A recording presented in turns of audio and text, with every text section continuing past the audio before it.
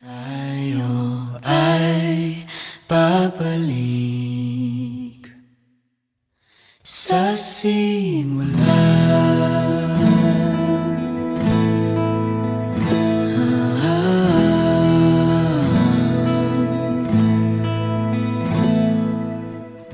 Gusto ako kay Bethel is sobra niyang maalaga.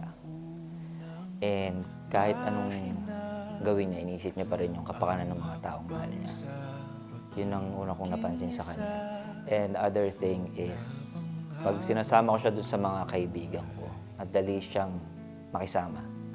Kumbaga, parang iniisip ko na pandayo pagdating sa mga piyesta. Ganun. Yung mga traits na nagustuhan ko sa kanya. At bukod pa doon, syempre, sobrang ganda niya para sa akin. Sa maraming tao. And yun lang. Alam na, mahal kita, babe. Sa ating paglalakbay,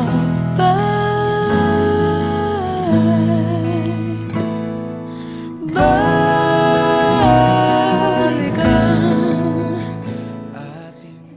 Kami dalawa ni Kit nag-meet kami sa office. Office meets kami, tapos lagi kasi ako nanonood ng mga basketball games, tapos magaling siya mag-basketball. Tapos yung di pa siya yung chini-cheer ko dati sa ibang team, yung chini-cheer ko. So inis na inis ako sa kanya kasi ang galing niya. So lagi ko siyang binubu. Pero may isang beses na binati ko siya ng happy birthday din. Kaya ayun, very memorable talaga tong araw na sa amin. Sa simula. So do not try to live your life, especially Keith and Bethel, do not try to start your life as husband and God without God, because God is the only foundation. Dala ng ulan, lagi mong pakatandaan, yakap ko'y silungan.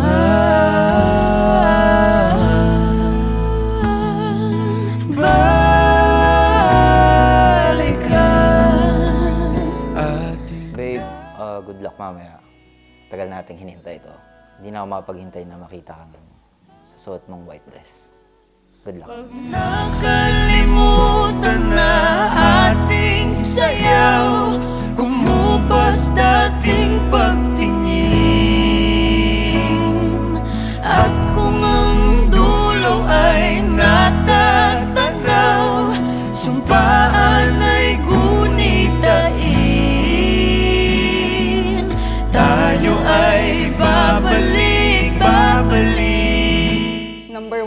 talaga yung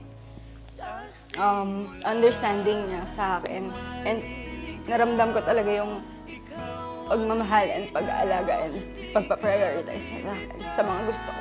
More than himself. So, Sa sigwa o araw, dilim o bughaw, ikaw ang sigaw. This day is very special for us. The number 5 represents our dates of birth. Sa dami-dami ng coincidences na pwedeng mangyari between the both of us. The connections. It all made sense. Why all of those things that had happened to both of us is napagdaanan natin dahil we were meant to be together after all. Kalimutan na ating sayaw, kumupas dating pagtingin, at kung ang dulo ay My love for you will be eternity. Mamahalin kita kahit anong kondisyon ng buhay na bibigay sa atin ni Lord. Bethel, buong buhay ko'y sa'yo at sa'yo lamang. Mahal na mahal kita. tayo ay babalik, babalik. Tayo ay babalik, babalik.